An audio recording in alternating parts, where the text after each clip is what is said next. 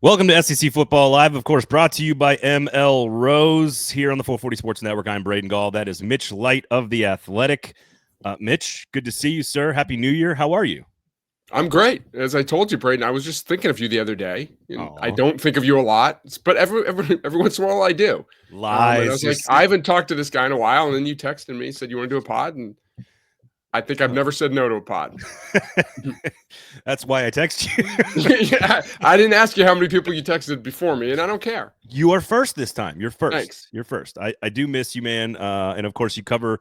If you don't know Mitch, you should. Of course, he was the managing editor for Athlon Sports for a very long time. Is responsible for my entire career, basically, and is now handling all things recruiting for The Athletic, along with other things as well. We've had you on to talk baseball before, so lots of good stuff. Of course, you've got great insight, and I wanted to talk with you about the 4 final teams in college football and sort of how we got here from a roster construction standpoint, what lessons we can maybe learn. Of course, I'm going to ask you about the games. We'll preview the 2 big games coming up. This is an SEC show, so we'll talk Texas, but we're going to talk about the other teams as well. But I know you were in New Orleans the night of the tragedy, New Year's Eve, New Year's Day, and then, of course, the Sugar Bowl the following day. So I want to get into that. But before we do, make sure you swing by one of these 6 great locations in Middle Tennessee if you're visiting or if you live here. ML Rose Craft Beer Expertise. Great burgers, great Saturday and Sunday menus. You got the playoffs coming up for the NFL. So if you want a great local spot that's all locally owned and operated, support good local business in Nashville, Tennessee.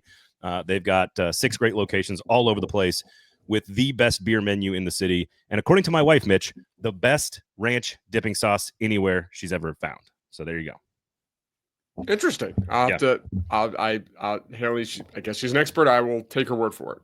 Very much so. Very much so. And if I didn't, I wouldn't want to get an argument over ranch dressing. So no, neither do I. I'd like to stay married. The waffle fries, though, in the ranch dressing, it's pretty awesome. Okay. I think it's about the texture, right? Like it stays on the fry. It's not too soupy. You know what I'm saying? So anyway, go to ML Rose. Okay. First and foremost, from like a media standpoint, this is more of a sort of behind the scenes here. I'd like to know, take us through what happened from just your personal experience in New Orleans, but also sort of like how do you feel then obligated to be like a reporter on the ground at that point for your organization? Well, I ended up not going to the game because it was moved, and I'll get into that. So I was down there. I'm an editor at The Athletic, and we had 3 writers, Pete Sampson, who covers Notre Dame, Seth Emerson, who covers Georgia, and Matt Baker, who we just hired from the Tampa Times, I believe, more of a SEC national guy. He's done a great job. And so he was just there as well. So I admittedly, and everyone would tell you, I'm like the least important person there. I'm just to help coordinate. Don't really need to be there, maybe an end of season perk to go to the game. So, I was happy to go. So we went to dinner on Thursday, I guess New Year's Eve night, whatever, was that Tuesday night, with Pete and Seth at Two Jacks in New Orleans, my cousin's restaurant. Great place. I've eaten there. It's quite delicious. Yes. Not as good as ML Rose, but it's pretty good. Of course not. They don't have, I don't even know if they have ranch dressing there. So, so we went back to the hotel. And the Sheraton Hotel right there was the media hotel, but it's a huge hotel, so tons of fans. And we were watching the Boise State Penn State game at the hotel bar. And if you want free drinks, hang out with Pete Sampson the night before Notre Dame game, because he has a very popular podcast. So all these drunk Notre Dame fans would come up and buy him drinks, and I was like, "Go Irish!" fist bumping people. So all these people just thought I was a Notre Dame fan, and they were buying me gin and tonics. Are you suggesting that Georgia expert, who's been on this pod a number of times, Seth Emerson, does not get beverages purchased for him? I have one night of experience hanging with those guys at the Sugar Bowl, and Pete's the one that got us free drinks. I'm sure Seth could have had he chosen to. So, I literally was back in my hotel room at 11:30 on New Year's Eve, and I was sleeping before midnight. I'm just not a big New Year's Eve. I'm a little bit older. As you know. But had a good time that night. I feel like you're a lot older, but it's okay. Okay. So, wake up. I don't know, 7:30, 8 a.m. on New Year's Day, and like the Slack channel going of the people there, and then some of our editors who were back, like, is everyone okay? Is everyone okay? I was like, what's going on here? So I look outside my window, and on Canal, there's just cop cars everywhere. And the incident took place on Canal and Bourbon, which is about, I guess, 2.5, 3 blocks away. So it was really close. So like I knew something really bad happened. I saw the news, but I was there. I went out to get some breakfast. I was walking around the French Quarter, and it was I would say pretty normal, but more towards, if you're familiar with New Orleans geography, I was more towards the river and Decatur Street, Jacksbury, all that stuff. So it was pretty normal. But you could see over the barricades. It wasn't until I got back to my hotel, like 10 in the morning or 11, and I realized how serious it was, that it was like a terrorist attack. And I saw FBI agents all over the place and that they might move the game. Then it became kind of really eerie, like, wow, this is some serious stuff. And that there might've been some other bombs throughout the French Quarter. I was like, I've been walking around. I've been walking around looking for a gluten-free breakfast all day. Which, by the way, very difficult to do in New Orleans. It's not the most gluten-free friendly city. I've had to experience that before there. So then to answer your question, I did not have to do much reporting. Matt Baker did a tremendous job. He went down to all the police headquarters, and where he was the one all over the place. Pete and Seth handled their teams, went to their team's hotel. What were they doing? Both coaches were pushing. If it was moved, we're fine with it, obviously, but they were the ones pushing for the 3:00 start Central Time rather than at night, because the quick turnaround, all that stuff. So I would say it was kind of surreal. It was eerie. I didn't know. We did a great job. Like I said, Matt really reporting on it didn't affect my trip. So basically my flight was 6 p.m. on Thursday. Oh, while the game's happening. I could have stayed, but I'd already been gone. And like everyone at the Athletics like, you can stay, but I was like, you know what? I'll just go. So I went back to the airport, or I went to the airport early, set up, watched the entire game on my laptop, boarded the plane. So I was in New Orleans for the Sugar Bowl, did not go to the Sugar Bowl. Do you get a sense from, Seth or Pete or just like what kind of impact it had on the teams? Obviously they were sheltered in place, and we know what impact it had on the broadcast and everything. I don't think it had anything to do like with the outcome of the game at all, but these are human beings. I know people don't think that these are human beings, but they are human beings playing in a football game. Any insight at all into what Seth and Pete were able to gain from that experience? Well, the one thing I'll say is it affected both teams equally. If it was a home game for one team, then another team stuck at the hotel longer while the other team's going about its business normally. They're both in hotels. So, yeah, I mean, it was just more like just the surrealness of it. And, these kids are glued to their phones too. They're seeing what's going on there. And did they know someone, or did they a friend of a friend? They're hearing from their family members. So, it's impossible to say what impact it had, but I'd just say like it basically impacted both teams exactly the same. And like I said, I wasn't at the game. You watched it on TV. I was watching it. There were some empty seats when normally there wouldn't be. It probably was maybe 25% less toned down in the atmosphere, like of the big gameness. It's such a weird building too, and I know you've covered events in there, so have I. Actually, I never have. That's one reason. I've been to Georgia Dome plenty of times. My whole family's from New Orleans. I've been there so many times. I've never covered an event. I've been to a Saints preseason game. That's it. If you're Kirby Smart or Marcus Freeman and you're organizing your team to play the game, the weird thing about the Superdome is that if you go in there like on the appropriate body clock time versus like a 7 p.m. start time, you would not know the difference, because there's literally not a single ounce of natural light in the building. Like it is windowless, and you go in there and it's like an arena. And so you cannot tell if it's 1 o'clock in the morning or 3 o'clock in the afternoon. And so I think that might've actually, helped the game start time for the two teams. It probably would have felt, once you get in the building, it just feels like you're going to a 7 o'clock kickoff at that point. So anyway, all right. Well, I wanted to get your perspective on that. Certainly a crazy tragedy. And for those who care about this, lots of misinformation floated around and perpetuated by lots of different folks in the moments after that tragedy. You don't have to have an opinion about a tragedy in the hours after it happens. You can just wait for the information to come out. But that's just a PSA from me personally to everybody listening. All right. So I want to talk about the roster construction for these 4 teams that are left. These are 4 blue blood programs with very high level recruiting bases. If you look at the blue chip ratios, of course, Ohio State number 1 in the country this year with a 90% blue chip ratio. Georgia was number 3 at 80. Oregon was number 5. Texas is number 7 with 72% blue chip ratio. Notre Dame number 9 with a 67% blue chip ratio. Penn State number 13 with a 61% blue chip ratio. Every champion since 2010 and 2011, I believe 2011. I think the Auburn team in 2010 might not have hit the 50% blue chip ratio, but every single one has hit the over on that 50%. This Penn State team, interestingly enough, would be the least talented by a fairly large margin of the 4. I don't necessarily think that's true in key spots, Mitch, but 61% of an 85-man roster is 51 4- and 5-star players. To compare that to Ohio State, 90% would be 76. That's 25 more blue chip players that Ohio State can pull on. Now, that's just on recruiting rankings. Right. So, let me chime in with that. Yeah. I'm trying to interrupt the very little show prep I did for this. It's reflective in my pay for the coming on the pod. It's in the mail. It's in the mail. Okay. Thank you. Venmo. The last four, I was going to do the last 5 recruiting classes because obviously you got 5th-year seniors, but most of these teams, if there's a 5th-year guy, either they're a transfer, so they weren't recruited by the school, or they're not a huge contributor. So Ohio State actually has a lot of 4th-year contributors, which is part of their NIL deal. But the last 4 recruiting classes, Ohio State's average rank was 3.8. Texas is 7.3, but it's 4.6 if you go to the last 3. Notre Dame's 9.3, and I'm talking about the average national rank, the 247 sports composite. Penn State's was 14. So that reflects your comments about the blue chip. They had a top 6 class 3 or 4 years ago, but then most of the ones are in that teens range. So I think that, and I don't necessarily agree that Penn State's I guess you'd probably say Penn State's the least talented. I don't mean that as an insult to them overall on these teams. The one thing that they did is when a program like Penn State, and this is not a slight at all, that doesn't sign a ton of 5 stars. When they get a guy like Abdul Carter, who I believe is a 5-star, if he hits, like, it's the whole thing. Ohio State can afford for a 5-star not to hit because they sign a lot of them. Penn State got a 5-star who's awesome.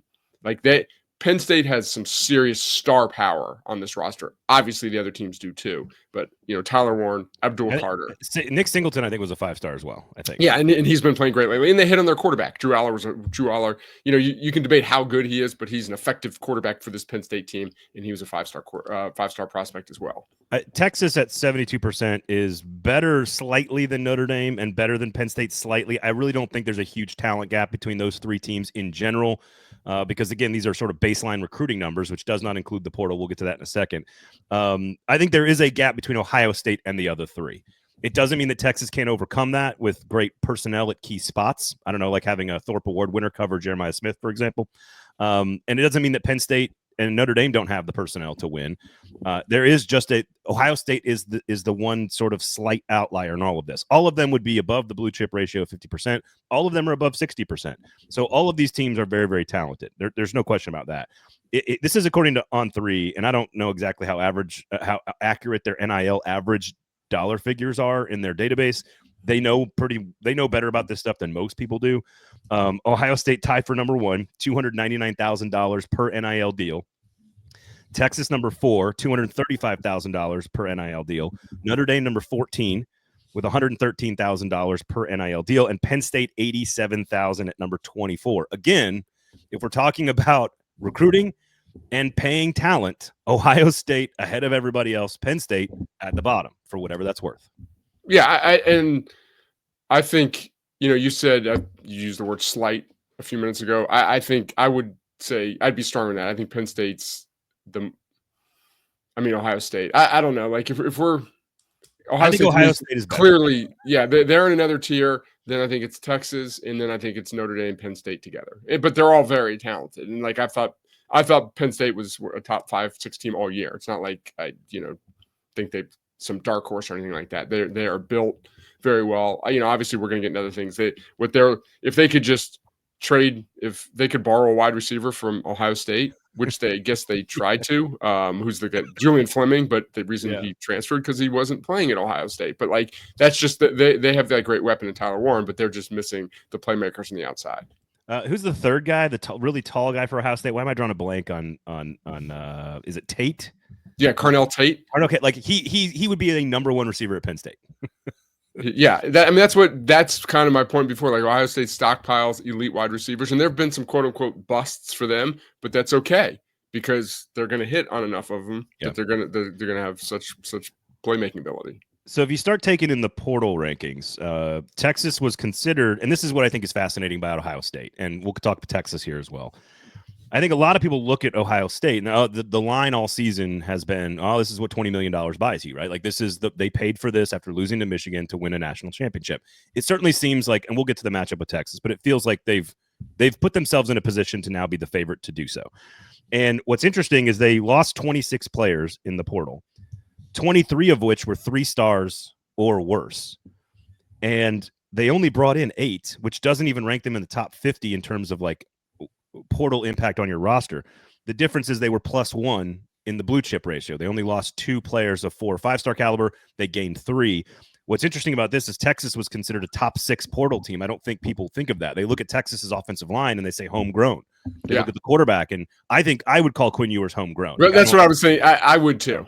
He only went to Ohio State. He only went to Ohio State because the Texas laws wouldn't allow him. He was only for one semester, but he did it technically as a transfer. I hear what you're saying. But 25 players out for Texas, same 11 in, but +7 on the blue chip influx of talent for Texas. So even though Ohio State and Texas sort of had virtually identical transfer opportunities, right? 25 out, 25 out, 11 in for Texas, 9 in for Ohio State, or 8 in for Ohio State. They both lost almost all of their players. They lost were 3-star talent and lower. The difference is almost everybody Texas brought in was a high-level prospect, a high-level 4 or 5-star player. So that is a little different. Notre Dame is +2 in their portal in or out from a 5-star perspective, and Penn State, the only one of the 4, not to continue to rehash this, but Penn State's the only one of the 4 that actually went down in blue chip ratio through the portal, for whatever that's worth. Yeah, and you look at Notre Dame, and obviously their quarterback, Riley Leonard, Jaden Harrison from Nashville, ran a kickback, was a Marshall, Vanderbilt, then Marshall, then Notre Dame. Didn't have a huge impact there for the season, but he returns a kickback. So, none of that's very surprising. Elite teams like Ohio State and Texas, they are going to pick and choose in the portal. They can be very selective. They can, Caleb Downs, obviously, Quinshon Judkins. And you mentioned a number there. Like, this is just, you mentioned the term PSA before, just PSA to all college football fans. Don't look at the number of outgoing transfers on any school. It's impact transfers. I mean, nowadays, more schools are, quote unquote, running kids off, asking kids to leave. Your school might have 24 outgoing transfers. Look at how many starts there were there. That's really the impact. If you're losing guys who started, then you can be concerned as a college football fan. But if they're just guys that are moving on because they weren't playing, that's a whole different thing. So that's just something that you said. But yeah, I totally agree. All that's in line. And hey, do we credit Penn State for having the most homegrown roster and getting here? Sure. Homegrown quarterback Tyler Warren, his recruiting, he was an under-recruited guy, and then the word is he sent out his, I think, junior year high school basketball tape, and everyone saw how athletic he was. Penn State offered him right away. Obviously we're not crying poor for Penn State. We mentioned the 5 stars they have plenty of talent. They've done a pretty good job of developing and retaining the key guys. So I look at what all of this means for the games, and I don't know if it changes how I feel about the games, but I do think it allows us to pinpoint who has the best chance to get to this place of the season, right? Is that the only reason all of this stuff matters? Is there any discernible difference in strategy on how these coaches have built these rosters in general, in your opinion? I think the model, all other than Penn State, again, because they don't have a guy you look at and say they wouldn't be here without that transfer. I think the other model, when you recruit at a top 5 level, or Notre Dame's top 5, top 8 level, you use the portal to plug holes with elite players. And that's what these teams have done, or cover up some weaknesses, get a return man. SMU, ton of portal guys, had a great year, won the ACC. They're not in position. I'm not picking on them. Just, they came to my mind because they have a ton of portal guys. Like, will we see a team, Ole Miss, will we see a team that is more portal heavy than plugging holes heavy, if that makes sense, win a national championship? We might, but in this first 12-year playoff, the 4 teams that are here definitely have used the portal, but you wouldn't call them heavy portal teams. That makes sense? I agree, because I think over the year, in the offseason, like, Ole Miss was sort of the poster child for, like, go all in and sort of portal your way to a championship. But again, part of that was that Ole Miss has a difficult time closing the gap in more traditional roster ways. They need to sort of do that. Oregon is sort of doing the same thing. Like, they need the Nike money to sort of go at it in a different way. And they were one of the best portal teams, according to the rankings, in the offseason. Colorado, Florida State, Louisville, all to varying degrees of success this year. I would say Louisville and Colorado, very successful. Florida State, not so much. So I agree. I think the homegrown element is a thing that you and I have talked about for like almost 20 years now. And I think that it's still the main priority. Do you need to go full Dabo Swinney? No. you need to, the portal has to be a part of this. And most importantly, you pick and choose the most important pieces. And it certainly seems like Texas did the better job of sort of holistically looking at it, but Ohio State went out and got big names that are big time players. And unfortunately, your star center's not playing, but like, right. And it's not like they have 100% hit rate. I forgot his name. The kid transferred from Syracuse 2 years ago as safety. They thought he was going to start. I'm drawing a blank. Yeah, he was going to start, and he didn't play much. And I think he's, he was in the portal. He's moving on there. So it's like it's. Anyone can see Caleb Downs after what he did. 5-star going to start at Alabama. Judkins, those guys. But it's not. We don't want to say that these powers. Everyone they pick is an instant contributor. Some guys just, whether it's the step up from a solid Power 4 program to an elite Power 4 program, there's just a different level of talent that you're playing with. Do you think? I think part of this is that our sort of information pool, the data pool on recruiting, we have so many years of it, and we have so much data to sort of back up some common themes and threads and sort of some theories about it. And I feel like it's more accurate. I think the science of recruiting has gotten better in general, slowly over time. Do you get a sense from the people you talk to and your recruiting folks on the staff that cover this stuff? Do you get a sense that we're starting to get more accurate on the portal, or that it is still almost, no real clue player by player? No, I think we will be as years go by. There's so many more resources involved. These schools, especially the quote unquote rich Power 4 schools, they've got, when this first started, when, maybe 5 years ago, they had personnel departments with 6-7 staffers, and they were involved in recruiting and portal. Now you've got almost every school has portal only, and they might have ACC portal only. They might have MAC portal, where your job is, you're 23 years old. We're going to put you in a cave. You're going to watch every MAC game all season and don't emerge until you give me a list of 5 guys that could start for us next year. So, and that's the one thing I find fascinating about all this. Slight tangent is, like, in this portal world, everyone says, okay, it's great. It's bad for the mid majors, or that's a basketball term, but you know what I mean, because all of the Power 4 teams are taking their guys away. And then say, well, that's true, but then the MAC schools and the Sunbelt schools, they can go get the FCS kids, and the FCS kids can get the Division II schools. But as you go down the ladder, the information isn't as good. Like, you're not getting great film of FCS kids where, someone sitting at the Tennessee personnel office watching MAC tape. Every MAC game's on TV. What a life. But you know what I'm saying? They can watch that MAC kid go against 3 or 4 Power 4 teams. The information as you go down the ladder, in my opinion, gets worse. And I agree with you. And I think you already mentioned this. Texas and Ohio State, in that football game, they lost 51 players to the portal this year. For every one, star you go take from a lower tier team, that is unfortunate. We don't like that story, right? We don't want poaching. We don't want, a star quarterback at Troy or Southern Miss to all of a sudden end up at Auburn. Like, we don't love that idea. I know Auburn fans love that idea. We don't love that idea in general, but it also, these big schools, like, how much the washout rate at these big schools on the back end of the roster is so great that Texas can send 25 kids into the portal. Some of them are going to go to big schools, and some of them are very good players, but some of them, a vast majority of them, are 3-star kids who didn't make it at Texas, who are going to go fill the roster of UTEP and Texas State and UTSA and, Houston maybe. And I think I think some of that is sort of like natural selection, for lack of a better term. And so I think that's going to be a big part of this.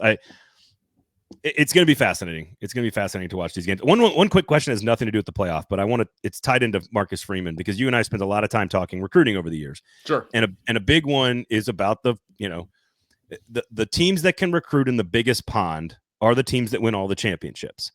And we've just sort of pointed out that Penn State maybe is still not quite all the way there, but Notre Dame might be. And I am curious, Brian Kelly's theory of the case, when he left Notre Dame as the winningest coach in the history of that school, multiple trips to the playoff and to the BCS title game to no success. We all think not an elite coach, but very good coach. Yeah. He goes to LSU, where they have all the resources to fish in the biggest pond. He has found a lot of success, a division championship in year 1, a Heisman Trophy, and the greatest offense in history in year 2. Not a lot to write home about in year 3. But his theory was Notre Dame is the problem. Notre Dame can't get, through a lot of different reasons, geography and maybe their own rules, their own standards, which is their choice, that they could not get the same types of classes that Texas and Georgia and Alabama and Ohio State could get. And he goes to LSU because LSU, we know, can get those classes.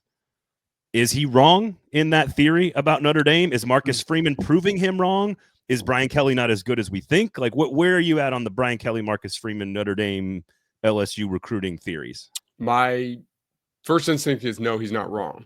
And we can't overreact to results in 1 year. I think I might be contradicting myself here. I was having this conversation with Pete Sampson at dinner. It's like just the kid who grew up in New Jersey, loving college football, but like huge Penn State, Notre Dame influence in New Jersey. Like I'm never one of these people that thought, oh, the game has passed Notre Dame by. They can't win big. They're sure it's always going to be a great program, great tradition.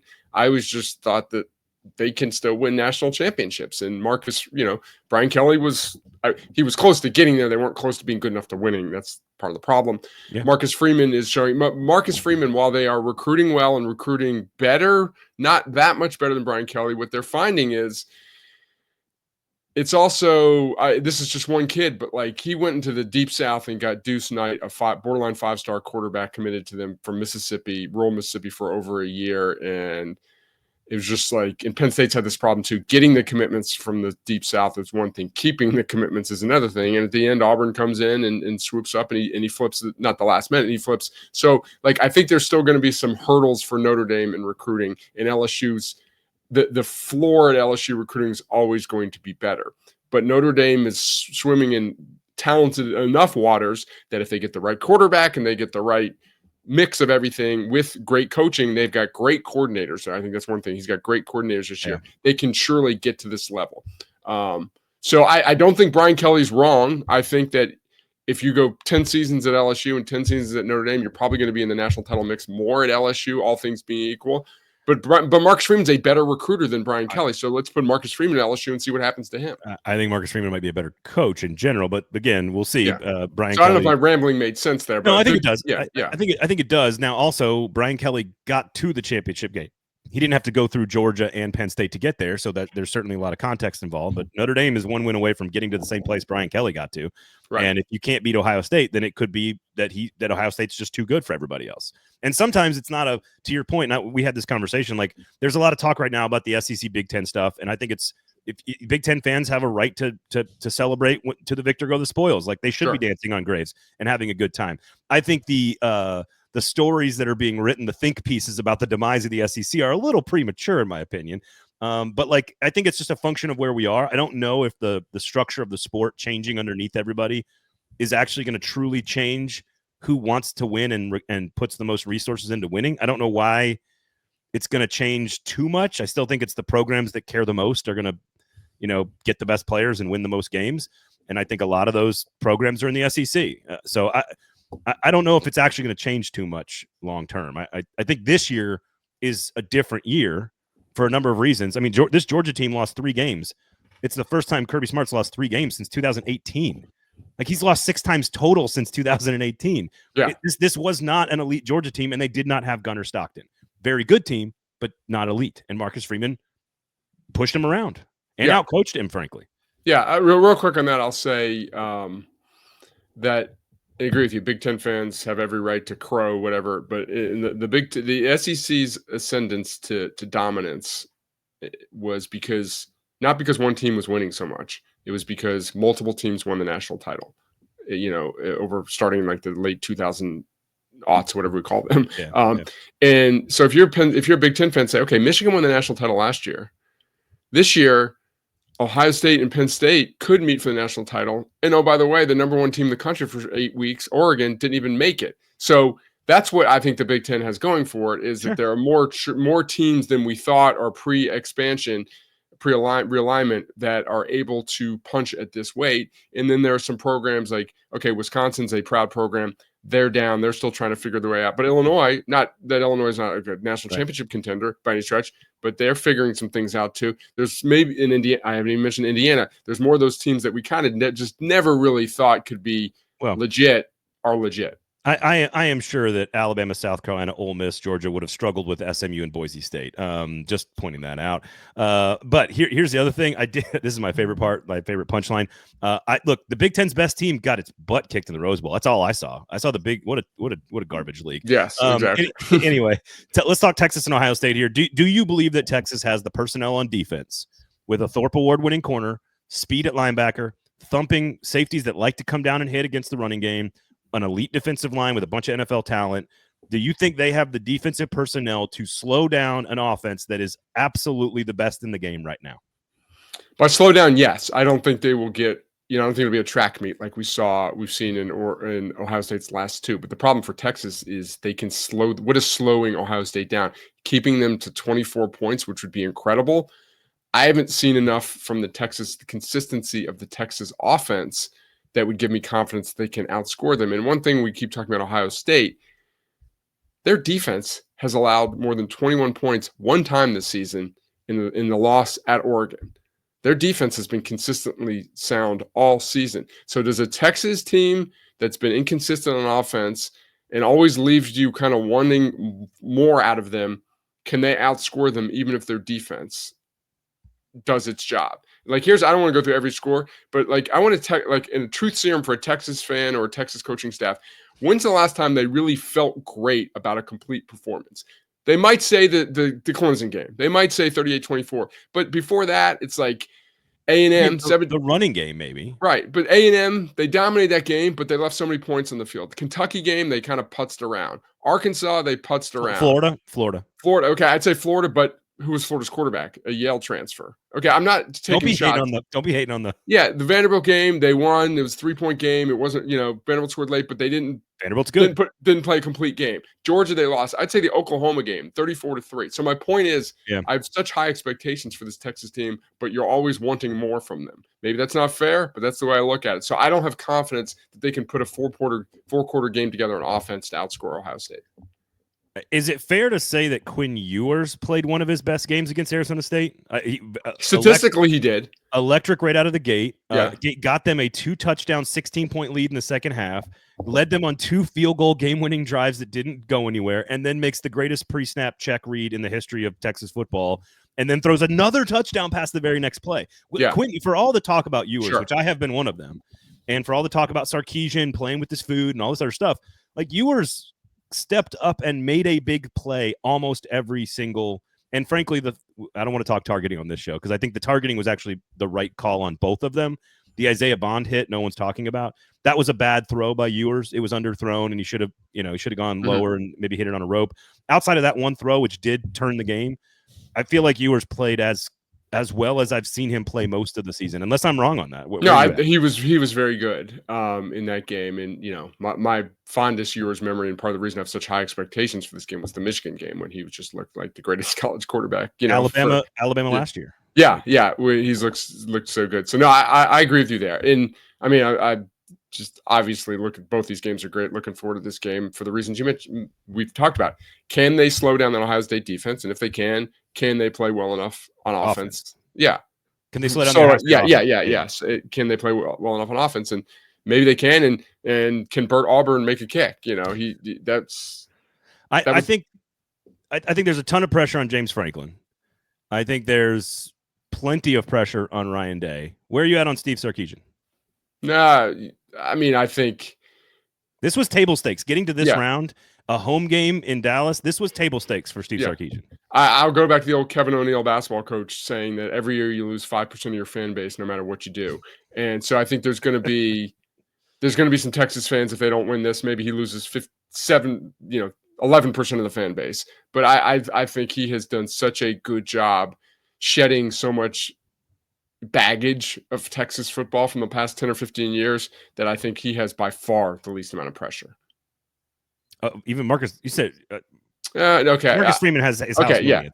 Okay. I forgot about one of the 14 teams. So but you know what I'm saying. Yeah, I did a Texas interview with Jeff Ketchum last week, and he basically is like, look, no one's going to this guy. You could buy tickets for $40 in Atlanta.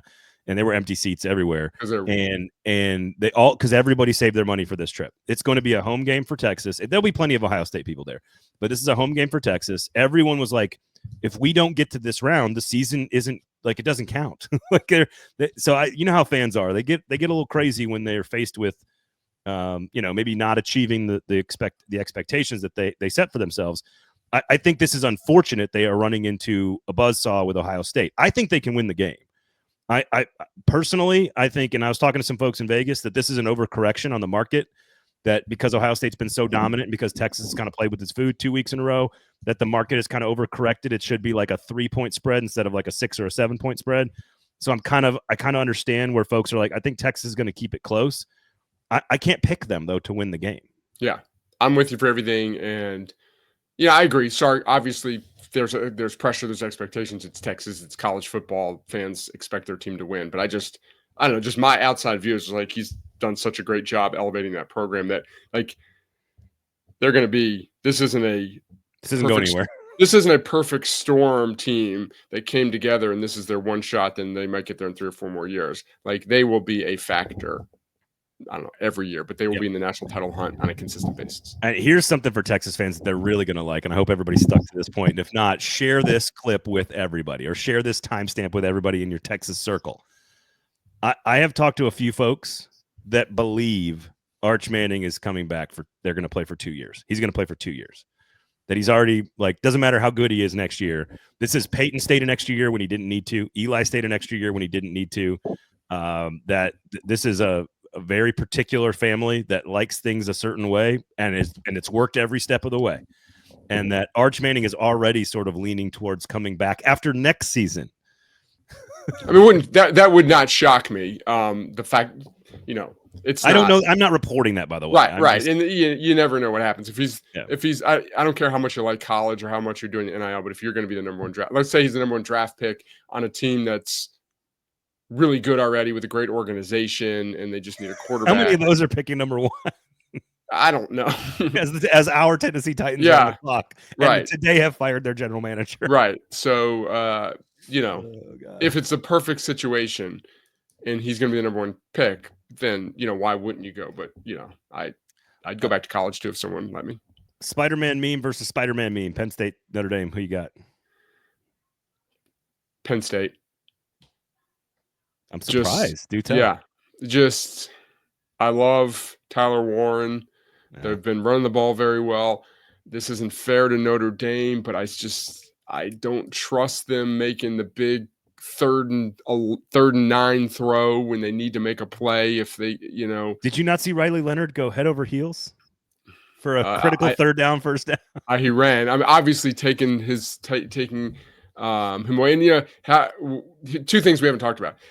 Jeremiah Love, is he healthy? He's been banged up. And obviously Abdul Carter is, my guess is he won't play. I have no idea. He was in a sling, I think, post-game, and they're saying all the right things. You don't need to – there are no availability reports before the college football playoff games like there are Big Ten games or SEC games, so we won't really know until before the game. So that would be a huge swing if he's not available. But in the war of attrition – he who is healthiest at the end wins. It's also Texas and Ohio State are better teams, in my opinion. They're more talented. They're more explosive.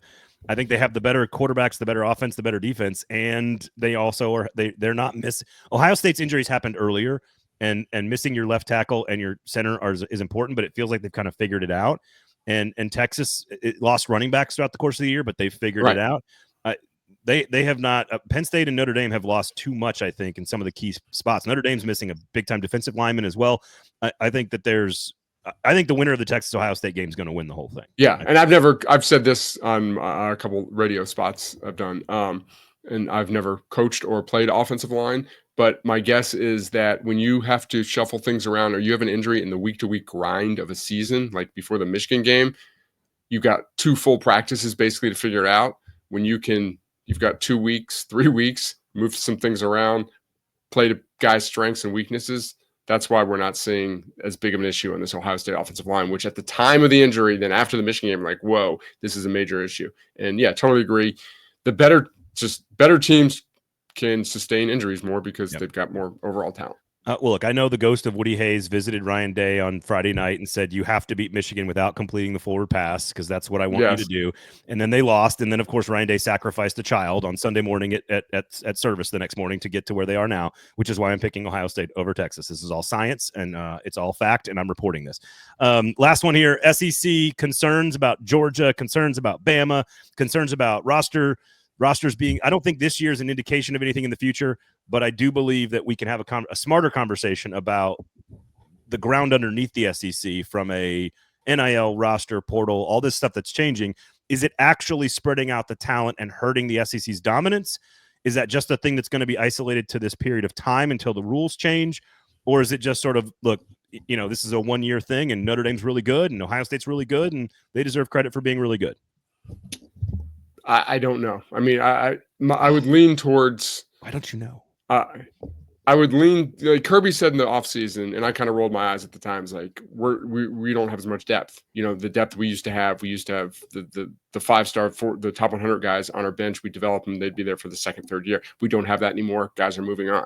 Pretty much proven right. So I just think these teams don't have as much depth across the board, like not 1 to 86, let's say 1 to 50, the top 50 guys in the roster. Georgia's just not as good.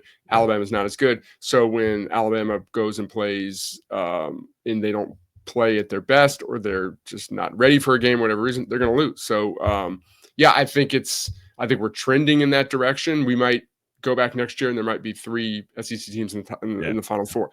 That's why I'm always hesitant to say like 1 year of data means anything, but I do think the Big Ten, like I mentioned earlier, there's more. There are a lot of teams in there with a really high ceiling, and there's proof of concept now in this that they can compete for a national championship. Look, Brock Bowers is setting NFL records. Glad McConkey is having an extraordinary season. Kenny McIntosh is in the NFL. There's a lot of offensive weapons around Carson Beck that are playing on Sundays and getting big paychecks. So I think that's a big part of this. That's the thing we pointed to in the summer. Like, where's Carson Beck going to go in critical situations? And that's what he was missing all season with those weapons. And that's what you could tell there. Like, Aeneas Smith, Jordan Bell, these are nice players, but like Cash Jones, like they all drop passes all the time. So that's the problem. All right, Mitch, where can people find you besides having a lovely gluten-free beer at ML Rose? Have I had a gluten-free? I think I've had a cider there in the past. See, they've got good ciders too. Go to ML Rose. The Athletic, actually, we've talked about in the past. I don't do much writing, but I will be starting with college baseball, weekly college baseball wrap-up column, stuff like that. But at Mitch Light on Twitter, I'd be complaining about the Yankees or the Brooklyn Nets. I don't tweet a lot. I'm not like you. I don't where you think everyone cares about your opinion. No, I'm on Blue Sky now. Okay, I'm on Blue Sky. Come on over. I have an account. I have an account there too. So just at the Athletic. Catch all our college football, college basketball, college baseball coverage. There you go. Look, you can drink like 1/3 of a beer at ML Rose for the same price as 1 month subscription to the Athletic. So you can just have one less beer at ML Rose. Yeah, there's like dollar specials all the time now. So So go to the Athletic, pay for good journalism. Go to ML Rose and have great burgers and fries and ranch dip and beers. 6 great locations across Middle Tennessee. Good luck to the Texas Longhorns and everybody else in the playoff. For Mitch, I'm Braden. Thank you for listening. Thanks for hanging out. Happy New Year, Mitch.